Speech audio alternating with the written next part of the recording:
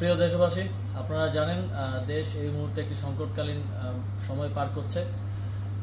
Fascist Sheikh হাসিনার বিরুদ্ধে এক দফা আন্দোলন এবং আন্দোলন পরবর্তী বিভিন্ন ধরনের সহিংসতার কারণে ইতিমধ্যেই আমরা ক্রান্তিকাল পার করছিলাম।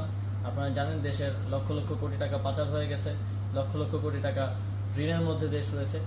এই মুহূর্তে আমরা দেশের দায়িত্ব নিয়েছি, কিন্তু 15 দিনের মাথায় একটি বড় প্রাকৃতিক এবং একই সাথে মানবসৃষ্ট দুর্যোগের মুখোমুখি আমরা হয়েছি। প্রবল বৃষ্টিপাত এবং ভারতের অববাহিকায় ডম্বুর গেট খুলে দেওয়ার ফলে বাংলাদেশে হঠাৎ ফ্ল্যাশ ফ্লাডের আকারে সেটি ফেনী, কুমিল্লা, নোয়াখালী সহ দেশের প্রায় 10টিরও উপরে জেলায় আঘাত হানে। ভারত কোনো প্রকার সতর্কতা ছাড়াই এই গেটটি খুলে দেয়। প্রায় 31 বছর পর প্রথমবারের মতো এই গেটটি খোলা হয়। তো আমরা উদ্বেগ প্রকাশ করছি এবং একই সাথে সারা দেশের সকলকে জাতীয় ঐক্য গঠন করে এই সংকট মোকাবেলায় এগিয়ে আসার আহ্বান জানাচ্ছি।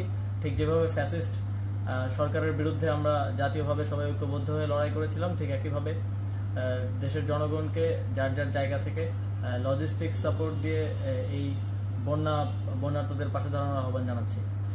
আপনারা জানেন ইতিমধ্যেই আমাদের ত্রাণ ও দুর্যোগ ব্যবস্থাপনা মন্ত্রণালয় কাজ করে যাচ্ছে এবং যুব ও ক্রীড়া মন্ত্রণালয় থেকে আমাদের প্রায় 18,500 যে রেজিস্ট্রেড যুব সংগঠন আছে তাদেরকে আমরা নির্দেশনা দিয়েছি তারা যেন বন্যার্তদের পাশে দাঁড়ায়। একই সাথে বৈষম্যবিরোধী ছাত্র আন্দোলনের সমন্বয়করা ত্রাণ সংগ্রহ করছেন টিএসসিতে এবং প্রায় 50টি বোট তারা বন্যা দুর্গত এলাকায় পাঠিয়েছেন উদ্ধার কার্যের জন্য এবং আরও 200টি বোট আজকে যাওয়ার কথা।